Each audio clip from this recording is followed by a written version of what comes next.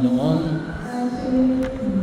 Ngayon po ay pinagdiriwang natin ang isang dakilang misteryo ng simbahan, ang banal na Santatlo, o tawagin natin ang Santissima Trinidad, ang isang persona, ang isang Diyos na may tatlong persona, Ama, Anak, at Espiritu Santo. So bahagi yun na makita ko natin na nawa ay kahit pa paano ay unti-unti natin maunawaan kasi nasabi ng misteryo. Pag sinabi natin misteryo, maalala natin si San Agustin. Anong sabi ng isang pagkakataon na si San Agustin ay naglalakad sa tabi ng dagat. Nakita niya yung isang bata na pagkatapos gumawa ng isang balon ay sinasalok niya yung tubig ng dagat at inilalagay na doon sa kanyang ginawang balon. Sabi ni San Agustin, ba't mo ginagawa yan? Ay hindi kayang punuin, hindi kayang i-contain ng balon mo yung dami ng tubig ng dagat. Anong sabi ng bata? Ay, ganun din naman ang ginagawa mo. Pilit mo ipinapaintindi sa amin ang kahalagahan ng Santissima Trinidad sa maliit naming utak. So kaya bahagi yun ay kapag pinag-usapan natin ng mga misteryo na pagkilos ng Diyos katulad na turo ng banal na Santatlo ay yung kakayanin lang ng ating utak. At may tatlong bagay na nais nating pagnilay-nilayin ngayon sa araw na ito sa pamagitan ng pagkaunawa natin ng banal na Santatlo. Una, ang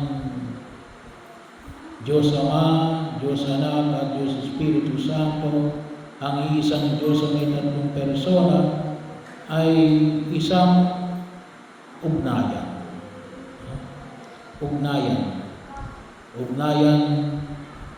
ng Ama at ng Anak at ng Espiritu Santo. Ito yung ugnayan ng alin? Ugnayan ng pag-ibig. Kung paano nag-iibigan ng Ama at ng Anak at ng Espiritu Santo. So bahagi yun. Kaya napakahalaga na makita natin yung kahalagahan ng ugnayan. Kaya nga, bahagi na makita ko natin, lalong-lalo na sa mga sakramento. Sabi nga ay gawa ng nauso nitong panahon ng pandemya. Yung mga kapatid natin na sana ay tawag dito ay magkapahid ng Santo Oblio. May nagsabi na pwede ba Father na online? Hindi pwede. Kinakailangan ay personal.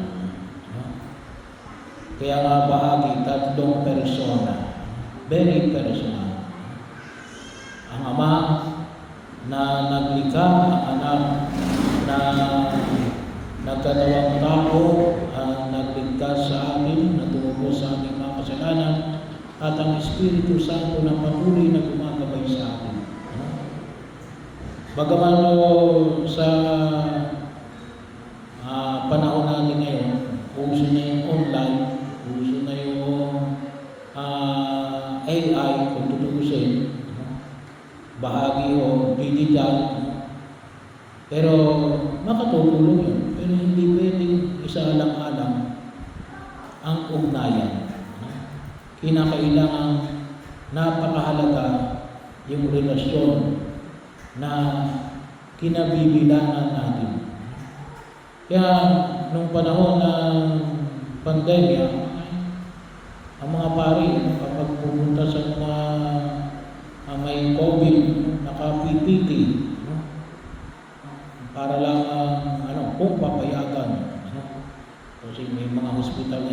pagpapayag.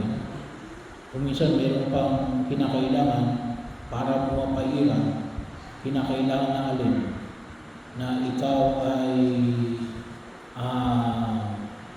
tawag dito, ito test. No? Ang tawag mo sa test na? Swab test. Swab test. Kinakailangan isa swab test ka pa. No? Bago ka pumasok mismo sa dadalawin mo. No? Yun yung mga panahon. Pero medyo may kahirapan. Pero kinakailangan pa rin. Personal. No? Kasi doon makikita yung ugnayan. At yung ugnayan na yung hindi pwedeng digital. No? Bahagi ho. Kinakailangan ito ay personal. Kaya nga, tatlong persona sa isang Diyos. Pangalawa, bahagi ho na kung saan ay pinamamanigsabi natin na ito ay pagpapahayag ng turo ng tunay na pagkakaisa. Ang pagkilos natin ay isang pagkakaisa. Never division. Kaya iwasan natin yung pagkahiwa-hiwalay, yung pagkaaway-away, maging anumang uri, iwasan natin. Kasi bahagi mo yun. Isa mo sa pamantayan natin ni Ellen, unity. Pagkakaisa, tulad ng pagkakaisa ng Ama at ng Anak at ng Espiritu Santo sa gitna ng pagkakaiba. Sabi nga natin, ang Ama ay hindi ang Anak, ang Anak ay hindi ang Espiritu Santo. Kaya kung minsan sinasabi ng iba, si Papa Jesus, that is theologically wrong. Si Jesus ay hindi natin Papa. Sino si Jesus? Kuya. No? Ang tawag na ng iba ay Big Brother. No? Kuya sa Jesus. No? Ang Ama ay rin, ang Papa ay rin, ang Diyos Ama, si Yahweh. No? O kung tawagin ng iba si Jehovah. No? Yun ang Ama. No? Si Elohim. No?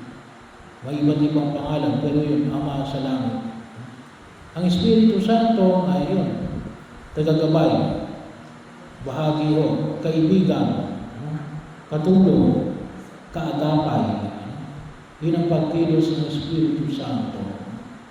Kaya hindi ko pwede sabihin na ang Espiritu Santo ang kordero ng Diyos. Hindi. Si Jesus ang kordero ng Diyos. Bagaman si Jesus ang kordero ng Diyos, nandun ang Ama, nandun ang Espiritu Santo. Bahagi yun na kung saan makita natin. Kasi may iba-iba silang ginagampanan sa pagkilos natin sa daigdig na ito. Kaya nga, pagkakataon na kung saan makita natin sa gawain ng lalong-lalo na sa loob ng tahanan, sa loob ng simbahan, may iba-iba tayong ginagampanan, katulad ngayon. May iba-iba tayong gawain. Ako ay presider, may commentator, may lector, may choir, may mga mananampalataya.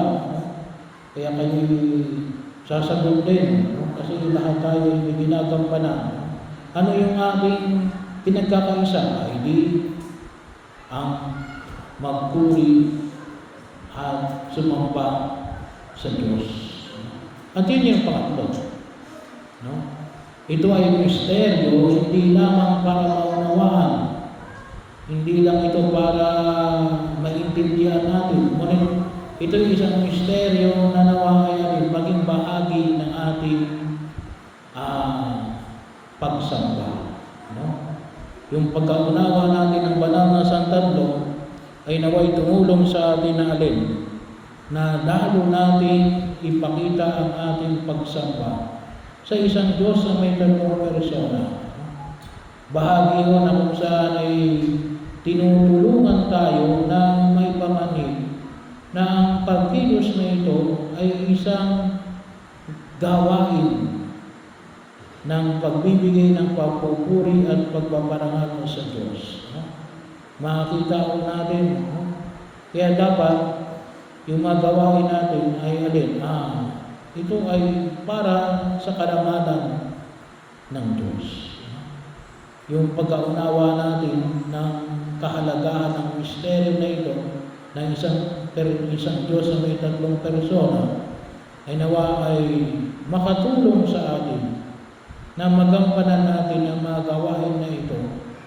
Lalong-lalo na, dito sa pinahagi nito, lalo tayong magmahalan, magkaisa, maunawaan natin yung bawat isang pagkakataon ng pagkilos, nang sa ganon ay higit natin makita.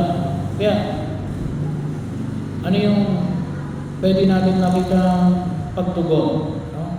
Una, ay iwasan natin ang pagkabahabahagi. Iwasan natin ang pagkabahabahagi. Father, magkaiba kami ng pagkaunawa. Okay yun.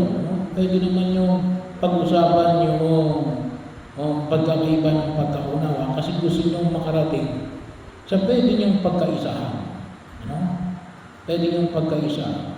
Siguro sabihin ng iba na ako naman ay pwedeng magsimba na alin, choir ako.